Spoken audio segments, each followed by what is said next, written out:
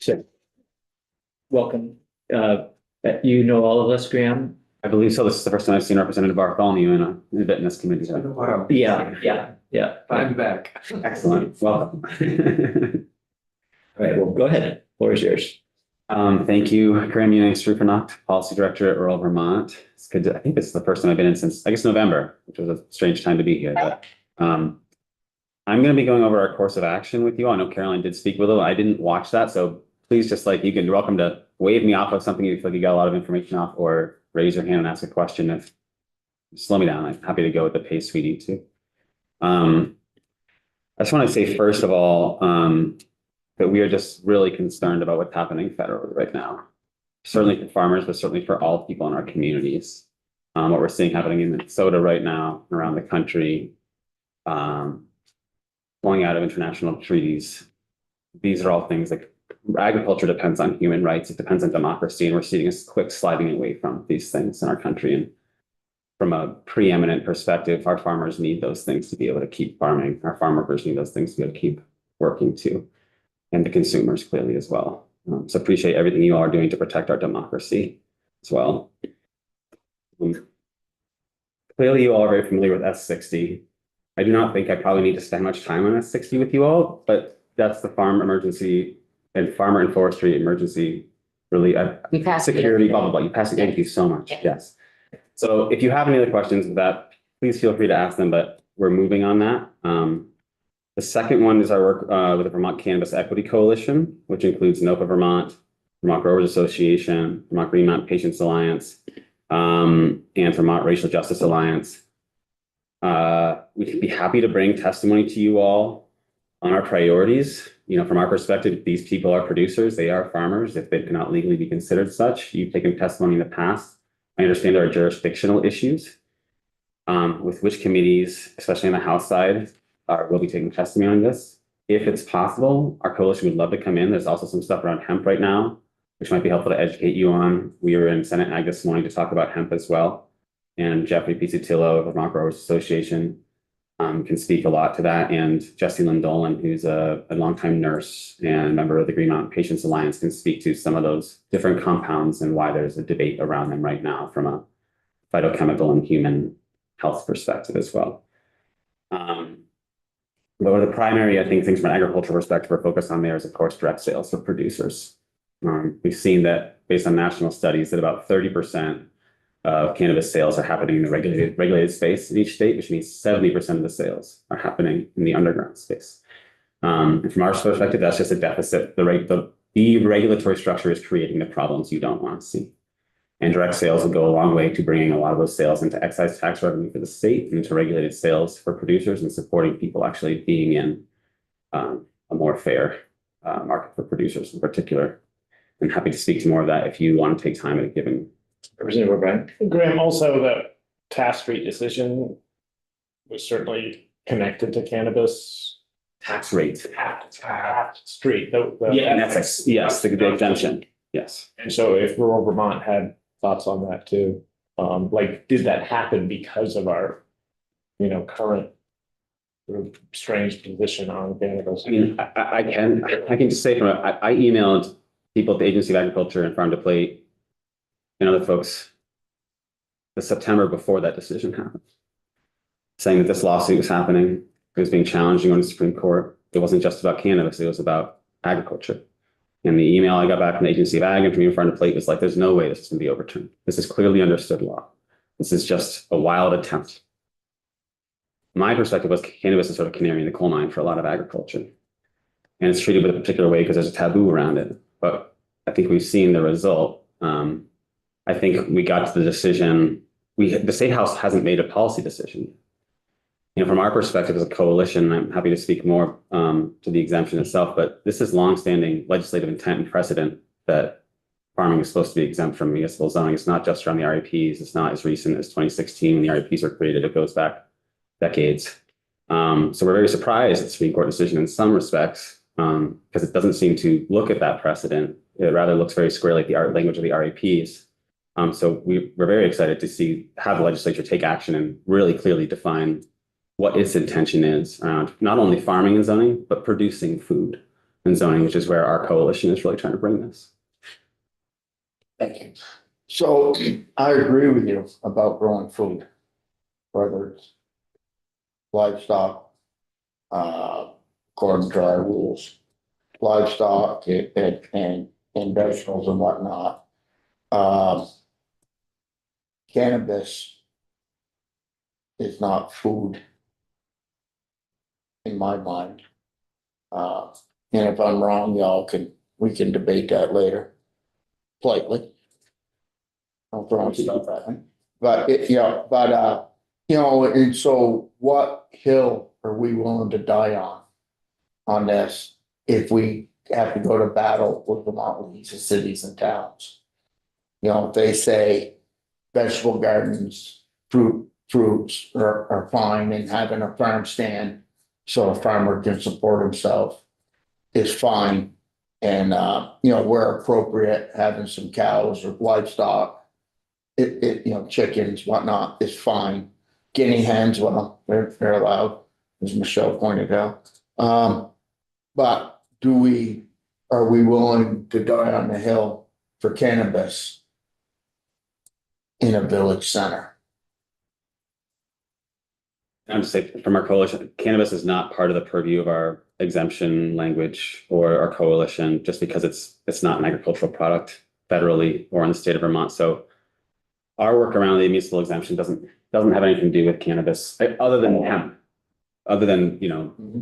non-adult use cannabis. So hemp would fall into those categories, just as other agricultural products that aren't being eaten, like hops or medicines or things that go towards homebrew or alcohol sales or something. But we will not be talking about cannabis in the context of the municipal exemption, just in the context of cannabis law. So, thank you for clarifying that. Yeah, Absolutely, definitely. Representative Burt? Sure, and with regard to cannabis, do you happen to know of any states that have, kind of crossed any bridge between agricultural, coming or an agricultural definition on cannabis? Jeffrey Pizzatillo, the director of the Vermont Growers Association, would be the best person to talk about this, because he meets with a national alliance of groups around the country who work state by state.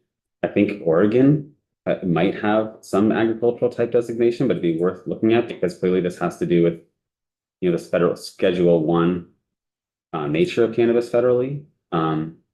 It's just a barrier to states making that choice. But there are states that are making more and more progressive options. Like when it comes to our direct sales, Maine, I believe, has a direct sales component of its medical program, such that medical patients can get direct sale deliveries from producers.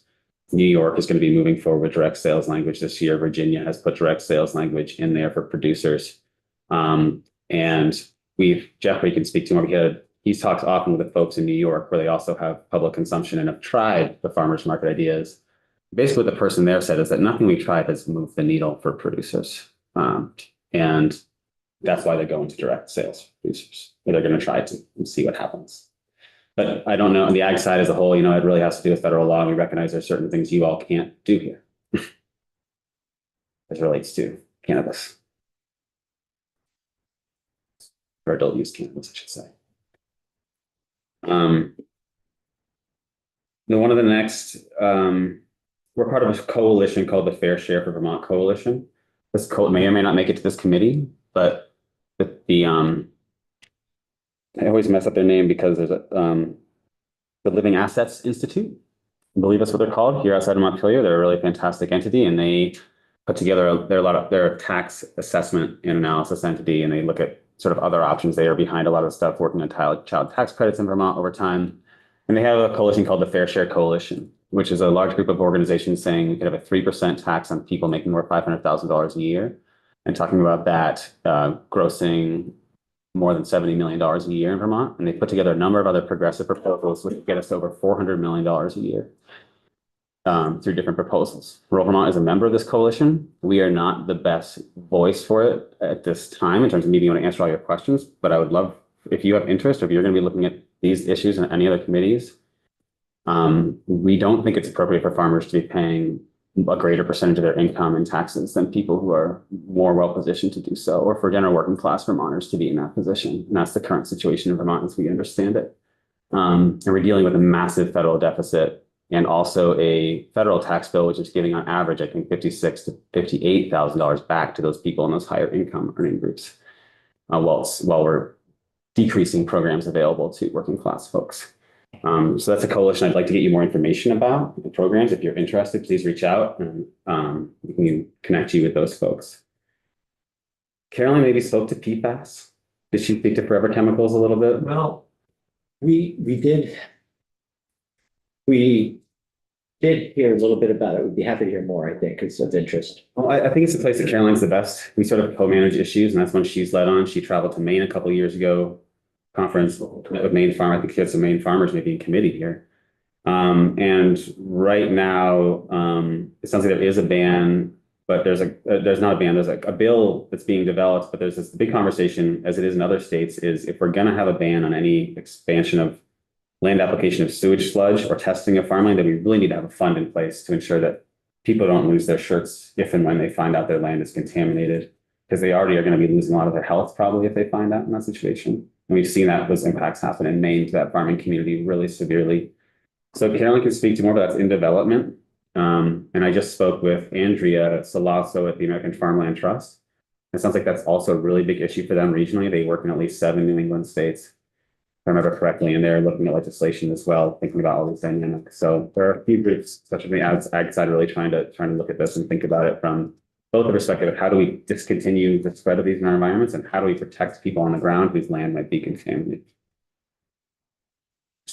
Are microplastics part of that same sort of discussion, or They're part of, I would imagine from the ag regulation side, this falls under sort of the purview of the Ag Innovation Board, where plastics and toxics and pesticides and these things are sort of put by policy and regulation is tasked, but they're, to my knowledge, they're mostly linked through what Caroline has talked to you about over time, these depackaging plants and how we are implementing the universal recycling law and the source separation policy.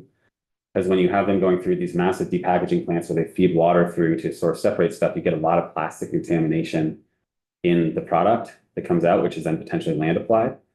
And Forever Chemicals is a component of that. I am not the person to speak to the relationship between plastics and PFAS in the environment, or how they're how they're related or sort of treated as separate subjects. Yeah. Sorry, I can't answer that question, Mark. Hold on to that thought, John. We can, because Right, I would love I'd like to know more about it, and we can find somebody who. I will say there was a really interesting ag plastics working group that I attended a meeting of a number of years ago when Kerry Guerrero was still at the agency, and he was working with Al Casella and otherwise. And I know the agency does look at ag plastics, and there's pilot recycling programs for bale wrap, and there's other things going on, but it's very challenging too to wash on those bales and get them to the right place, and adds other things on farmers' backs. And I don't know what the success rates of the program are or where that material is actually ending up. I know there's speculation that some of that material is just going to other countries and then being landfilled or oceaned. Maybe that's not a word, but I'm just. I understand. I think you just coined a word that's not quite accurate. It was a concern being brought up by that working group at the time. The next topic is the municipal exemption. Well, I'll skip over that because that one might have more conversation, it sounds like. But healthcare has been a huge issue. You heard us come and talk about it in November. Just, to some extent, I know you all have limitations given what we're expecting federally and what our resources are locally. Specifically for the time being, you've heard from Bridges to Health, I believe, Naomi Wolcott-McCausland and other folks, and we are also supporting their ask for $167,000, $700 to be included in the FY26 Budget Adjustment Act to aid in transitioning Bridges to Health from their current home at UVM to a fiscal sponsorship of Vermont's free referral clinics. And I'm sure you all know about them, but it's a health outreach and care coordination program for migrant and immigrant workers and families across Vermont who aren't otherwise served. We did agree to support that as well. Thank you. Thank you all so much. But from a greater healthcare perspective, this is again our place, like if we're looking at revenue generation opportunity, as opposed to like the austerity end, like that's a place where if we could think of growing revenue, healthcare is a place we might want to think about putting it, and or implementing the universal care law that the legislature passed more than 10 years ago. which our organization 100% supports. And in the Vermont Food Strategic Agricultural Plan, there's a brief on healthcare, which we were the lead authors of. And one of the number one recommendations is implement a universal publicly funded healthcare system in Vermont. In terms of state policy implementation, we're sort of monitoring and participating in the neonicotinoid, phase out. The BMPs were just released, and you all may have had some testimony on that from.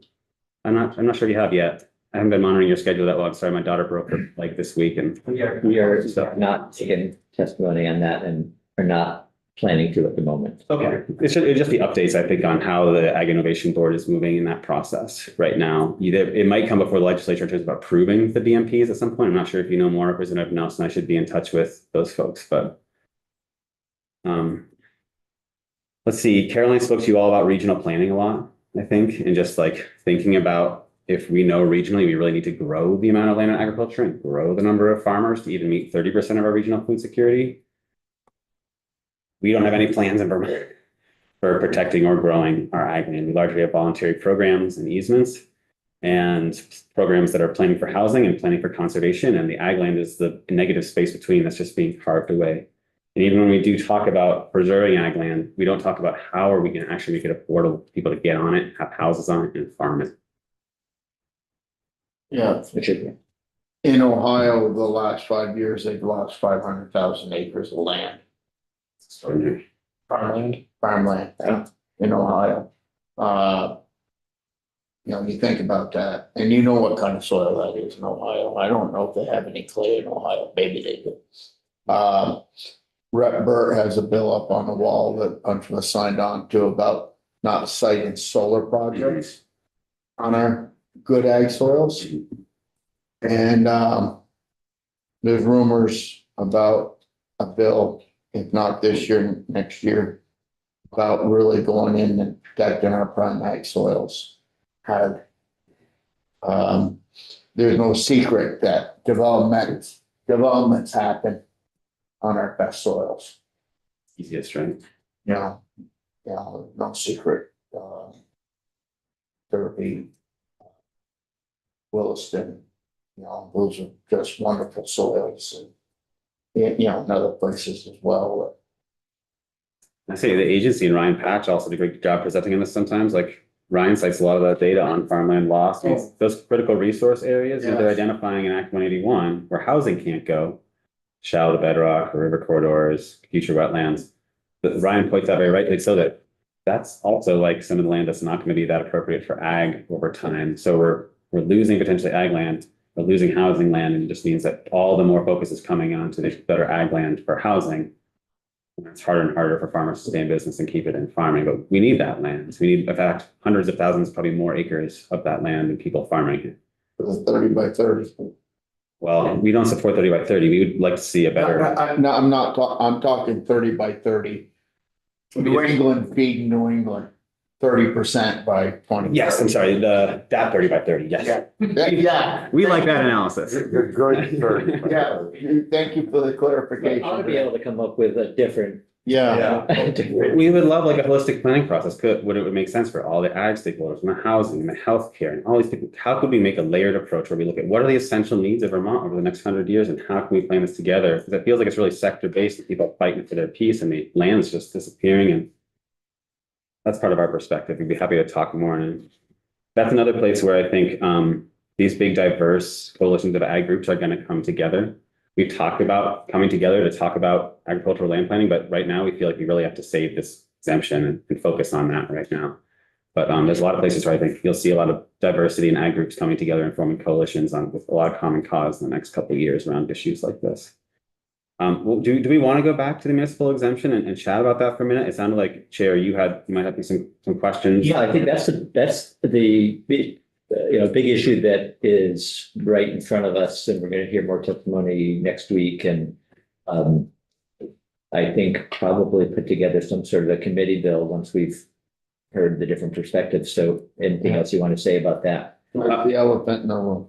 I would just say that I didn't get to watch, was Amber and Caroline in here on Wednesday? They were. They're both. They testified together. I didn't get to watch that yet, but I am sorry that's a little confusing for you all, because I know you did get Stephen Collier giving his language. We did, yes. So we were sort of waiting for that to present on our language, because we'd like to contrast it with the agencies. So you haven't heard our language yet, so it's a little like, I don't want to be the one sharing with you, because our coalition would like to come in and do that at a prearranged time, but I'm happy to share questions or answer questions. I think if you saw Stephen Collier presenting, one of the main questions might be is, why does our coalition not want to open up the RAPs? We think that this can all be solved simply under Title 24, which is the municipal zoning code. It can very easily just be clarified in there. We do not support any changes to the income requirements, to the Schedule F, to any of that. This whole thing can just be solved through Title 24 is our perspective. And we would like to, one, just clarify in there that municipalities do not have any zoning authority over farms. And beyond that, we're trying to put in a right to grow food, such municipalities cannot put roadblocks between anybody growing food, that they have very limited control over that. And we would like to see the agency, given their agricultural expertise, be the ones who are called in for those below farm scale as well. And we understand that might take some more resources for them. If that's the case, we're happy to give them more resources, but we really think there's a lot of concern with municipalities which do not have agricultural expertise, and where often bias is the determinant to be making decisions about people's businesses or abilities to feed themselves and their communities. Yeah, Caroline did speak to that. So while we didn't get language like on a piece of paper, she did discuss that, that would be part of the recommendation coming from the coalition. Yeah. Could you share what Title 24 references? Yes, Title Please. 24, and I'm sorry, I'm not a lawyer either, so I'm not as familiar with all these, but Title 24 is the municipal zoning title. It's where all the allowances for what municipalities can or can't zone is written out. So from our perspective, and ideally, when I was part of the RAP development committee in 2015 or 16 with the agency and a number of other farmers, and our impression is that we wanted the RAPs to be actually opened for a little bit, because we have a number of things which belong in there, but the agency hasn't written in there yet. Well, the composting regulations. So we have a bunch of legacy composters who are set because they're already in place, but new composters don't have anything. They open up the RAPs, despite the fact that statute says things have changed, the RAPs still don't, because they haven't been amended we got this changed maybe statutorily in 2021. There's no guidance because it's not in the RAPs from the agency, et cetera. So we see a reason to open the RAPs, not on this issue, not before the legislature. When you say open the RAPs, we would like to see it go through a public rulemaking process again, and where we could have the public come in and comment. The agency can take comments and questions from the public, et cetera. They draft their rules, and then they can, come back before the legislature with draft rules. are you talking about composting here, or you're just Talking about the RAPs in general, the Required Agricultural Practices Rule, and how we would like to see it amended if it was brought up. So I'm sorry, I want to just be sure Yes. that I'm not going away and repeat something that you didn't say, but let's leave the composting. We did hear about the composting rule too, and how that hasn't happened. So want to put a pin in that.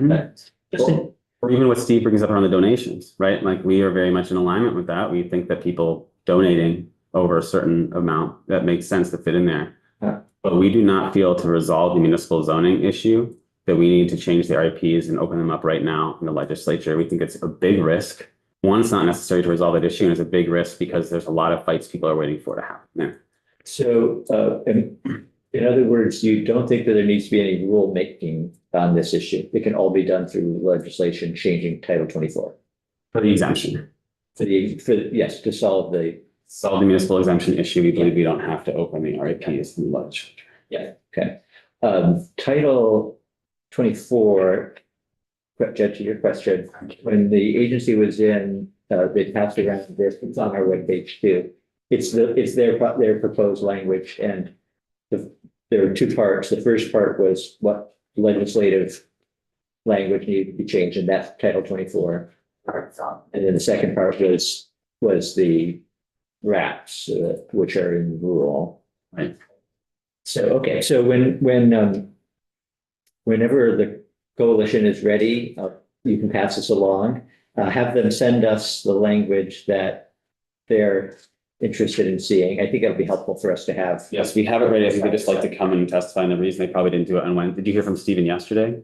Was it yesterday? Okay, so they probably, I think they just wanted to wait for VEFM to show their language so we could put them side by side, and I'll just let them know that you all are ready and we can, sorry for the cart before the. And then next week we have the league coming in, and which may Great, be a third different proposal. that's right. We have had, we had, the whole coalition has met with the league. We met with the agency. In fact, we started meeting with the agency, and the only reason we stopped meeting directly with the agency is because when we did, they originally said, well, we all want to get on the same page. And then they said, but we're going to negotiate with Vermont League of Cities and Towns. We can't share that language with you yet. We're going to negotiate with them. And we said, well, it doesn't sound like we're all going to, that doesn't work for us. We need to be able to see the language you want to propose for Vermont League of Cities and Towns. When they wouldn't do that, we said, we're going to work on our own as agricultural organizations, develop our own language. When VAFM was ready to share the language that they and the Vermont League of Cities and Towns feedback, they shared that with us. And we developed our alternative language. So we've been in contact with the agency and with VLCT, but I just wanted to give you a bit of the background of like why the agency is coming with its own, or how they got there, and how it is that the rest of us are coming our own way. We would love for them to be on the same page as the rest of the agricultural stakeholders in the state, but right now they're not. So we heard a little bit about where you don't necessarily align in your approach here, but within the framework of just changing statute, then I think both you and the agency are proposing that we do a little bit more than just clarify farms are exempt. Yes, and we are saying more farms are exempt. And we agree with them that the sort of right to grow food language they put around vegetables and trees and essentially plants. We've expanded that to include livestock. With particular language suggesting that there's a certain, giving discretion to the secretary to make determinations about what is too much livestock on a given parcel at a certain scale. Richard. Yeah, thank you. Yeah, they put that language in when Councillor Collier presented to us. They talked about livestock and the secretary had it. And I agree with you 100%. I don't want to open the REPs. It frankly causes me great concern to go into those battles again, seeing that we battled with CAPO last year and how much energy that took. So I don't want to open the REPs, and I'm excited to hear about this Title 24 thing. And I think you probably can get broad support across the industry. As far as composting goes, there are rules in the REPs for composting for us. I don't know if those don't work for y'all. I'd love to sometime have coffee with you and just hear the differences or hear it in here. Composting's a valuable tool, and you have to contain your effluent from it. Other than that, and it had, for us, it has to be in our nutrient management plan if we're receiving.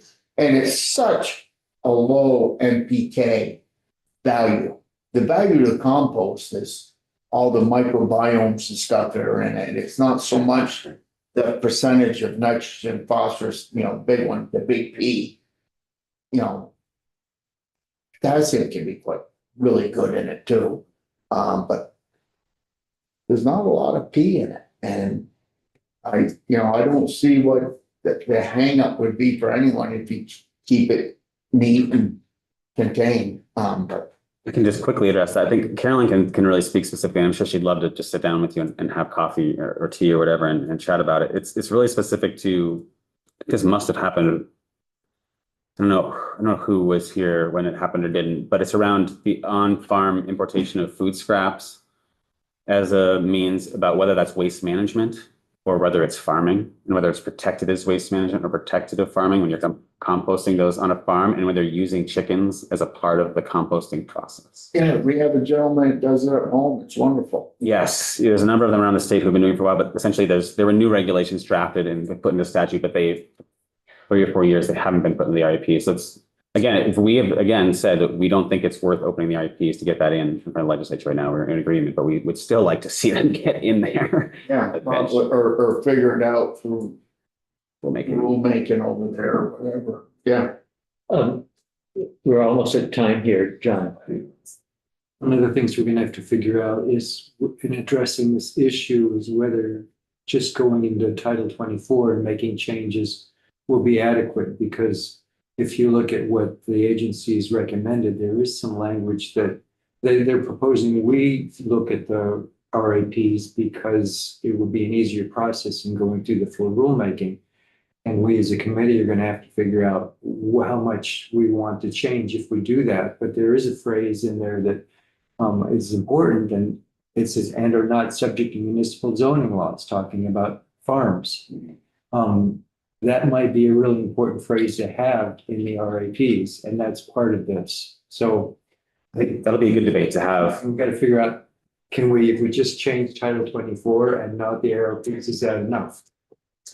Yeah, I think that part of what I'm hearing is a political concern that if we open the RAPs, then we possibly expose ourselves to other people with different agendas wanting to do something. And I'd like to understand more about what that something might be, and whether that concern is something that we need to be concerned about. And also, if we handle this differently, is it going to slow down the process? We want to try and do something, I think, here. Yes. Just procedurally, I wondered about, can only the agency initiate the opening of the RIPs? I mean, can the legislature force them to? Yes.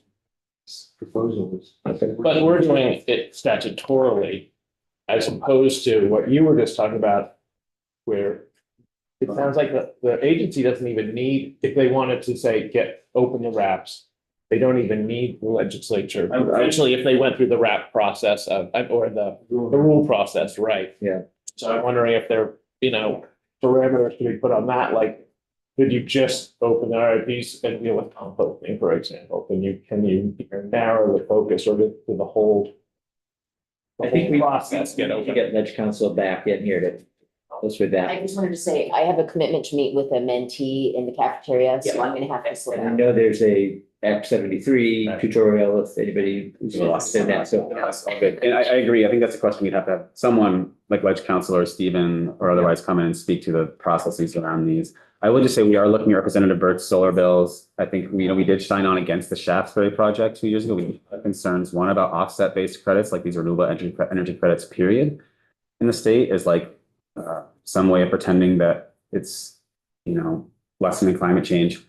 It's not that we don't support solar, but we do support protecting farmland and forests, and we do support people paying the same tax rates or paying their fair share of taxes when they're putting in big projects and making sure it's in the interest of the public, and not just in the interest of the profits of a large corporation.